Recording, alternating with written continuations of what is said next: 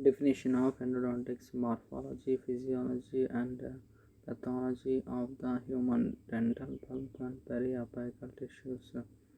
The dental pulp is the most unique organ, and its relationship with both the tissues that it produces and its relationship with both the tissues that it produces, dentin and the associated surrounding tissues, the enamel, cementum, periodontal ligament, and supporting bone, is most interesting and challenging in terms of clinical assessments, diagnosis, and treatments. The study of the dental pulp, the adjacent dentin, and supporting oral structures has a long history of discoveries and developments, and the history of endodontics would not be complete without first having an appreciation for the evolution of this chronology, as it reflects a true global flavor. Table 1 provides a concise and impressionable listing of the chronology of discoveries. In chronology of discoveries in pulpodental histology, see the reference cited in Table 1 for information on these early publications. This Table 1 shows the chronology of pulpodental histology. For today's student of pulpal histology and oral biology, this table represents an amazing codification of developments that have influenced current thought historically and provided contemporary clinical directives. The For today's student of pulpal histology and oral biology, this table represents an amazing codification of developments that have influenced current thought historically and provided contemporary clinical directives. Further information on the extensive contributions to the study of the entire oral biological complex of pertainance to endodontics can be found in the treatise on our pioneers in oral biology by Kriminak, and Squire. The true aficionado of pulp histology is directed to the most current publication on his topic. You can see in the figure 1. This is the figure 1, right? This is the figure 1. The photos of the dental pulps that had either been diseased or challenged with various toxic chemicals such as arsenic or phenolphthalein that were used in pulp therapy in the late 1800s. This study represented one of the first extensive evaluations of the pulp tissue in response to caries or medicinal treatment. Note the inflammation, presence of calcified material, and fibrosis. That is from fibrosis. Extensive treatise on Extensive treatises on tooth morphology have existed for over 100 years, with the major works in this area attributed to Hess, who made vulcanite corrosion pre vulcanite corrosion preparations of almost 3,000 permanent teeth. Additional historical contributions can be found in the studies of Barrett, Pucci, and Rigg, Skillen, and Wheeler. On the basis of the data recorded in these studies, Grossman raised the following question. One may well ask at this point, one may well ask at this point if root canal work is justified in view of the complexity of the canals, since by no method can all the minute ramifications be filled. One may well ask at this point if root canal work is justified in view of the complexity of the canals, since by no method can all the minute ramifications be filled. One may well ask at this point if root canal work is justified in view of the complexity of the canals, since by no method can all the minute ramifications be filled. In rhetorical response to this query, Grossman indicated that Thomas studied a large number of serial sections of root apices and found that many canals seen in the apical region in individual sections, both ground and decalcified, do not communicate directly with the pulp. Many of them are embedded vessels, their looping being plainly demonstrated in serial sections.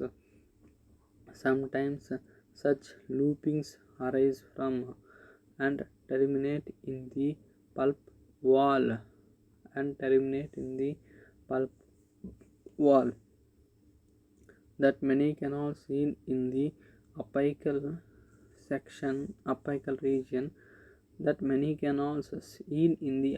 region in individual sections, both ground and degasified, do not communicate directly with the pulp. Many of them are embedded vessels, their loopings being plainly demonstrated in serial sections. Sometimes such loopings arise from and terminate in the pulpal wall. Kronfeld responded more succinctly to Grossman's question in the following manner. Microscopic findings on extracted teeth with clinically well-defined uninfected main canals prove that nature takes care of the remaining unfilled lateral branches and apical ramifications. All these fine canals contain living tissue that remains vital after the pulp has been removed from the main canal and forms cementum that eventually may completely obliterate the lateral canals. Microscopic findings on extracted teeth with clinically well defined uninfected main canals with clinically well sorry microscopic findings on extracted teeth with clinically well filled uninfected main canals prove that nature takes care of the remaining unfilled lateral branches and apical ramifications. All these fine canals contain living tissue that remains vital after the pulp has been removed from the main canal and forms cementum that eventually may completely obliterate the lateral canals. Etiology, diagnosis, prevention, and treatment of disease of the pulp and associated periapical conditions. This portion of the definition of endodontics, that is, etiology, diagnosis, prevention, and treatment of disease of the pulp and associated periapical conditions, will be addressed primarily under the scope of the specialty, right? However, it is interesting to note how some of the historical thought processes impacted over time on the development of endodontics as a science and an art, on the development of the endodontics as a science and an art. Coolidge gave us the first codification of endodontics as a science in as much as he based this discipline on the concept of therapeutics. He based this discipline on the concept of therapeutics. He defined therapeutics as a science devoted to the restoration and maintenance of health. It was the application of remedies for the relief of suffering, the control of disease, and the restoration of adequately body function. He further defined it as used in dentistry and as based on a rational treatment of disease that encompasses the disciplines of the biological sciences of chemistry, physiology, pathology, bacteriology, pharmacology, and psychology, as well as upon clinical experience. Furthermore, it is very obvious that rational treat that rational therapeutics could not be practiced without a fundamental knowledge of the etiology and pathology of disease, combined with familiarity with the pharmacological action of drugs.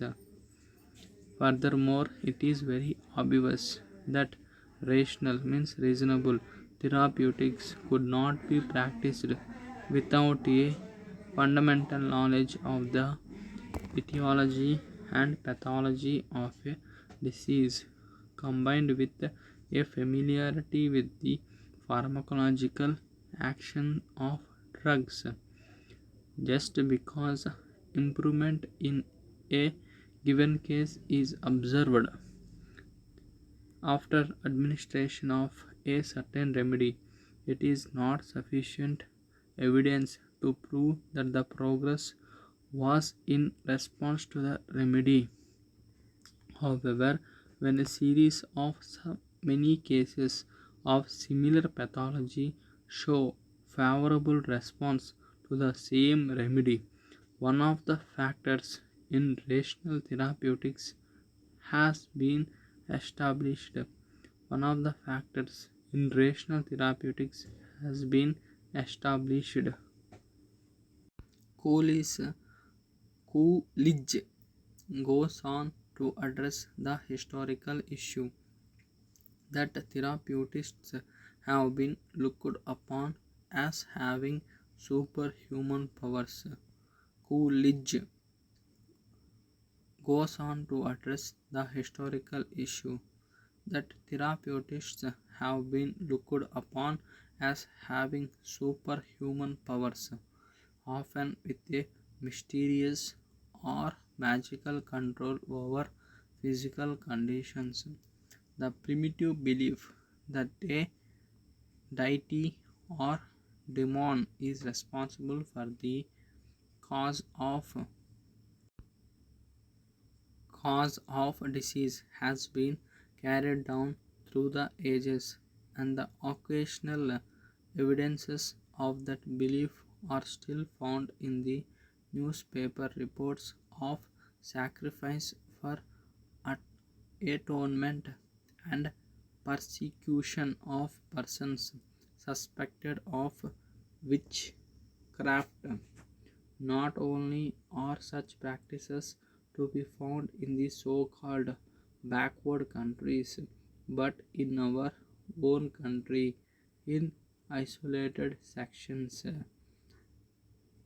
Talismans and charms have not entirely been put aside, even though great progress has been made in therapeutic procedure. In his discussion of therapeutics and with a focus on pharmacology, Coolidge identifies an issue that it is identifies an issue that is still prevalent and of concern today, including the use of nitrogen and its multiple variations that are referred to as RC2B paste that are referred to as RC2B paste. It has always been the desire of the therapist to find a drug with sufficient germicidal power to destroy microorganisms without damage to the human body cells. So far, no drug has been developed that entirely meets such requirements, since some damage to tissue cells is caused by all drugs that have germicidal properties. There are there are so very few conditions where drugs can be given the credit for their there are so very few conditions where drugs can be given the credit for the cure that alleviate alleviate that alleviative treatment remains a very necessary part of therapeutics. The promotion of beneficial reactions, the control of harmful reactions, the aid to organs and functions that have lost some of their efficiency through disease or accident, and very important factors in therapeutics. Coolidge then focuses specifically on dental therapeutics. As in general therapeutics, curative treatment depends upon the correct interpretation of the symptoms of disease and the determination of their cause. It is necessary to study each individual case in order to find what factors appear to be the most important in the etiology of the dental disease, and then to make an intelligent effort to remove or correct the disease. Dr. Robert L. Levy of the College of Physicians and Surgeons of Columbia University calls attention to two important essentials of therapeutics. That is, the therapist should always be sure the remedy used will at least do no harm. His intentions are to help nature, but a remedy may hinder rather than help in spite of good intentions. In the management of patients, confidence is the great factor in successful treatment. Confidence is the great factor in successful treatment. To establish confidence, scientific training alone is not sufficient, but thorough training in the principles of therapeutics therapeutics combined with intellect and character that make up personality are all essential. The,